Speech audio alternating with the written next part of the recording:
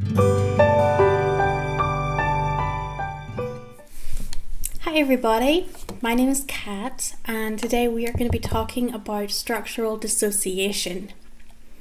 This is the theory of how dissociative identity disorder, DID, and other dissociative disorders are formed in the human mind.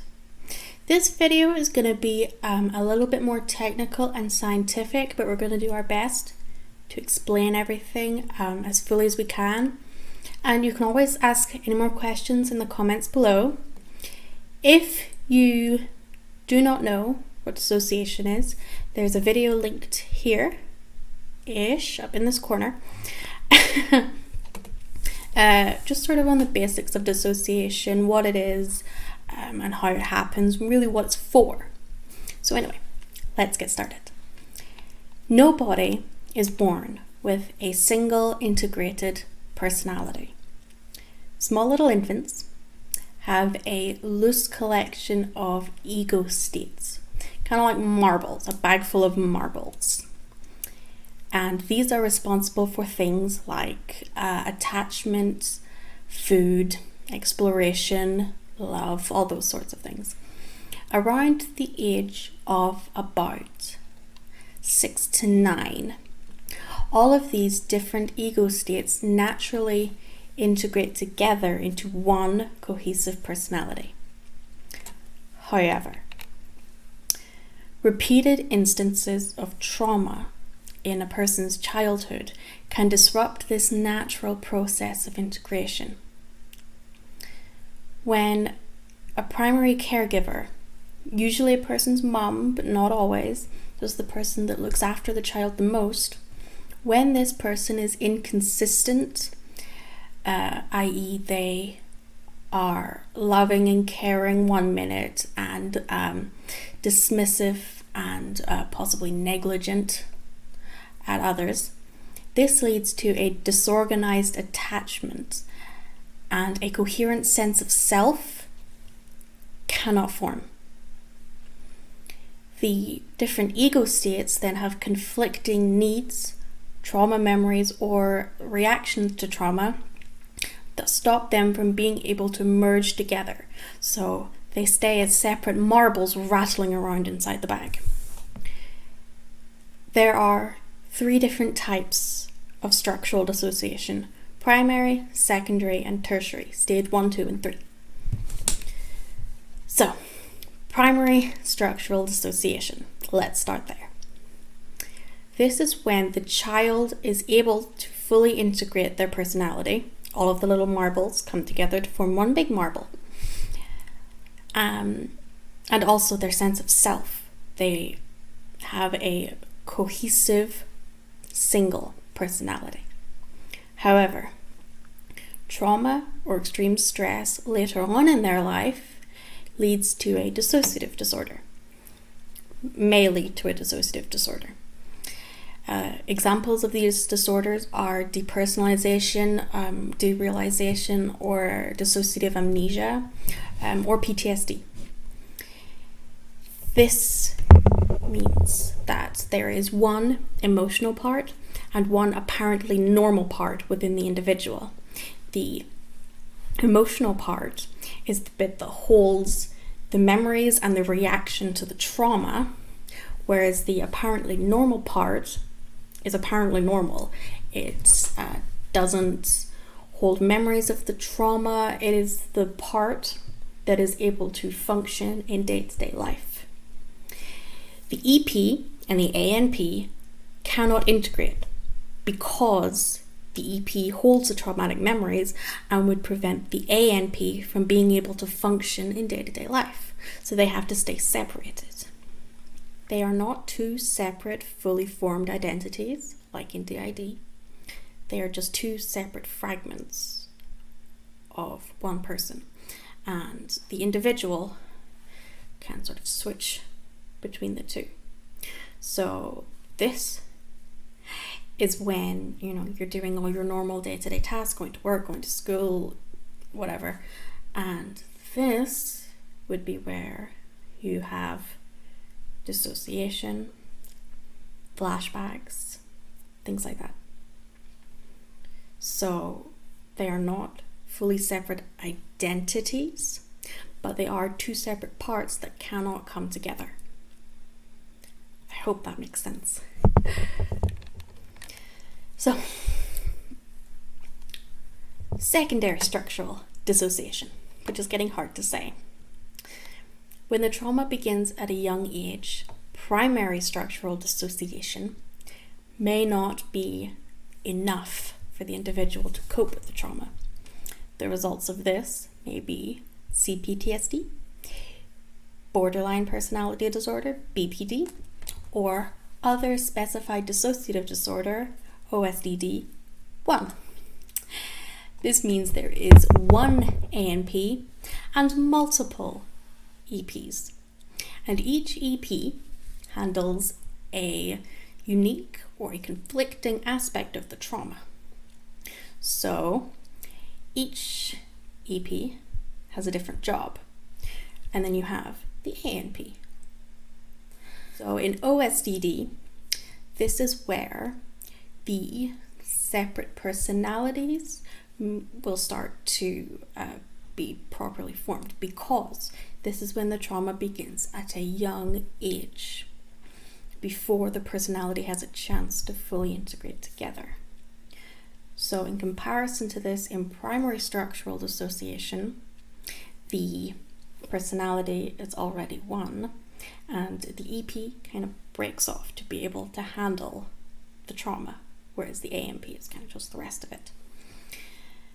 With OSDD, because it happens at a young age, you have the EPs forming into their own personality. The differences between OSDD and DID are not hugely complicated. It is mostly that the amnesia is not present to the same degree that it is in DID, or that the separate alters, the separate individuals, are not as distinct. That's why there's a difference between OSDD 1A and 1B. Finally, there is tertiary structural dissociation. The causes of tertiary structural dissociation are very similar to secondary structural dissociation. This is theoretically equivalent to DID, but it may also apply to OSDD as well. In tertiary structural dissociation, there is multiple ANPs and multiple EPs. Individuals with DID may form additional parts in adulthood depending on the experiences and needs of the whole system. So what this means is that if DID is already present in adulthood, because it's formed in childhood, it has to happen in childhood first. But later on in life, if something traumatic happens, more parts may split off from the existing parts to be able to cope with this new trauma. But the important thing you have to remember is that DID cannot be formed later in life. It has to initially happen in childhood before the complete cohesion of a personality happens between the ages of about 6 and 9. Okay? The theory of structural dissociation, all of that we've just talked about, it also helps to support the idea that there is not a single crazy or murderous alter in DID systems. This is something that we've seen in movies all the time. And this is quite honestly impossible to be caused by DID. The theory of structural dissociation teaches us that all parts, all alters in a DID or an OSDD system are not completely separate entities. They are all part of the whole. They are all just bits of one. Like they're all slices of the same pie.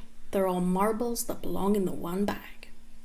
This means that for somebody with DID to commit murder or something else horrible like that, the ability and intention has to be present beforehand in the system.